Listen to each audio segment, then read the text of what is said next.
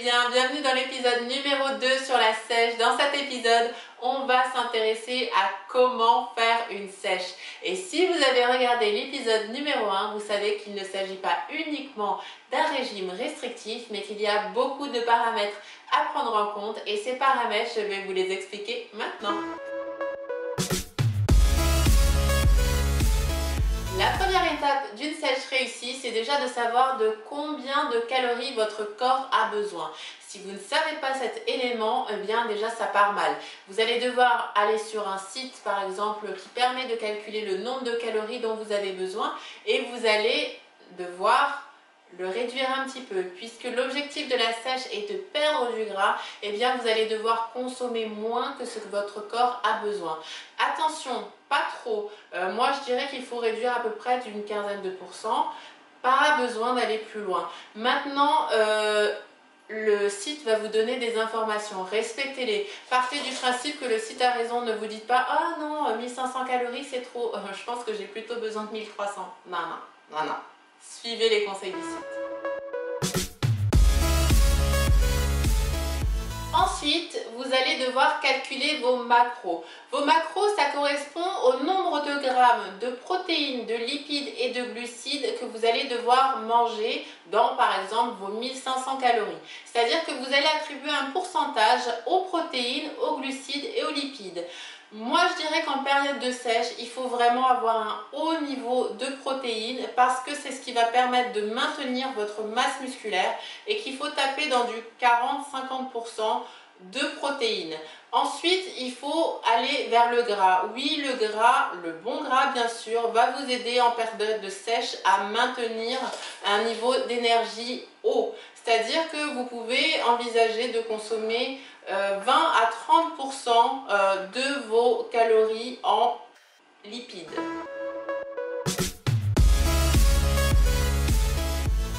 Ensuite, les pourcentages restants vont être consacrés aux glucides.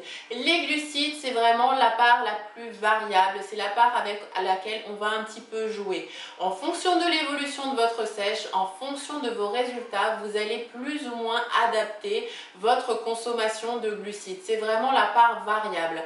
Donc, une chose qu'il est important de comprendre, plus vous allez avancer dans votre sèche et en général, plus vous allez devoir diminuer vos glucides. Mais attention de ne pas totalement les supprimer non plus.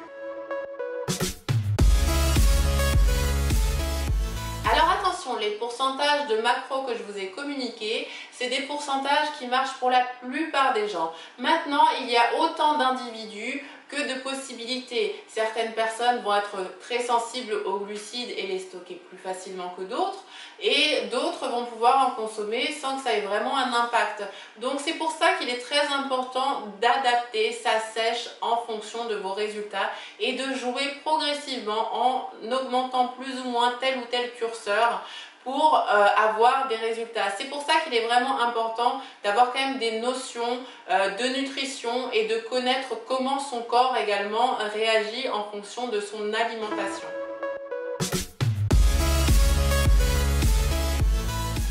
Alors, qu'est-ce qu'on mange pendant une sèche? Eh bien, on continue à manger la même chose que quand on mange clean. Si vous ne mangez pas clean, déjà de base, commencez par ça, ne commencez pas par une sèche. Si vous mangez clean, eh bien on continue à manger la même chose mais dans des quantités qui ne sont pas les mêmes. Et c'est peut-être à ce moment-là, quand on débute une sèche, c'est même une préférence, on commence à peser ses aliments. Une sèche, c'est précis, vous avez calculé des macros précises et si vous voulez avoir les résultats qui vont avec, eh bien il faut être précis. À titre d'exemple, au cas où, pour préciser, qu'est-ce qu'on va manger clean? Eh bien, on va éviter tous les aliments transformés. On va s'intéresser aux aliments bruts, des légumes, de la viande maigre de préférence. On va éviter les mauvais gras, on va éviter comme la peste le sucre et on va manger du coup des fruits en quantité assez limitée.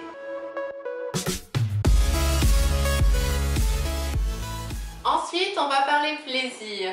Alors, bien sûr, tout dépend de votre objectif de sèche. Mais si vous avez un objectif élevé, je vous recommande de ne pas aller au-delà de un cheat meal par semaine. Et ce cheat meal ne doit pas non plus être un carnage industriel. Voilà, une sèche, c'est une période courte. Alors oui, vous allez devoir faire des sacrifices, mais sur un court terme. Alors vraiment, essayez de vous y tenir au maximum, voire de ne pas faire de cheat meal, de faire des repas plaisir où vous allez manger des aliments qui vous font plaisir, pardon, mais qui restent dans le cadre d'une alimentation saine et équilibrée. Pour faire une sèche, vous allez devoir consommer moins que ce que vous dépensez. Alors en plus de moins manger, on va ajouter un petit peu de piquant, on va ajouter de la dépense énergétique. Vous faites déjà votre entraînement de musculation, mais à cela vous allez ajouter du cardio. Oui, du cardio, vous allez ajouter l'équivalent de chaque jour, de 20 minutes de cardio si vous le faites en HIIT, ou de 30 à 40 minutes de cardio à basse intensité. Peu importe les exercices que vous faites, l'important c'est que vous arriviez à le faire. C'est déjà suffisamment compliqué comme ça pour qu'en plus il y ait un type de cardio-type. Non, faites ce qui marche pour vous, mais faites-le de préférence après votre musculation, voire un autre jour si vous avez suffisamment de temps. Pendant votre sèche, vous allez consommer énormément de protéines, alors vous devez boire énormément d'eau, au moins 3 litres d'eau. Vraiment, vous devez vous hydrater au maximum.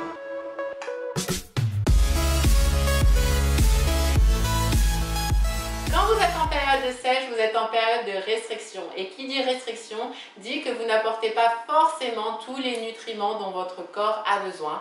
C'est important dans cette période de prendre des compléments alimentaires justement pour pallier et éviter des possibles carences. Pour ma part, il y a un certain nombre de suppléments que je consomme en période de sèche. Tout d'abord, les acides aminés. C'est quelque chose que je prends pour m'aider à la récupération musculaire. Il y a également les oméga 3 à partir d'huile de poisson que je consomme à tous mes repas pour vraiment m'apporter du bon gras. Je consomme également un complexe de multivitamines. Ça va vraiment pallier aux carences en vitamines que je peux avoir avec mon alimentation. Et au-delà de ça, je consomme de la protéine. Alors ça, c'est quelque chose que je consomme tout au long de l'année. En fait, la protéine, ça va vous aider, comme je vous l'ai déjà expliqué dans ma vidéo Tout savoir sur les protéines, à maintenir votre masse musculaire pendant la période de sèche.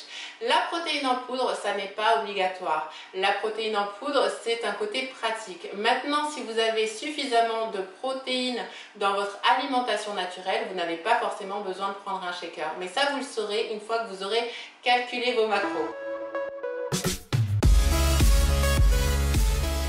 Mon dernier conseil, n'allez pas au-delà de quelques semaines. Il y a la sèche et il y a la pré-sèche. Une fois que vous aurez terminé votre sèche, augmentez progressivement le nombre de calories que vous allez consommer. Sinon, c'est la catastrophe assurée, croyez-moi. Voilà, j'espère que cette vidéo vous a plu. Si vous souhaitez que je vous réalise une journée dans mon assiette en période de sèche, laissez-moi un commentaire. Si vous avez aimé, laissez un petit pouce bleu et n'hésitez pas à vous abonner. À très bientôt.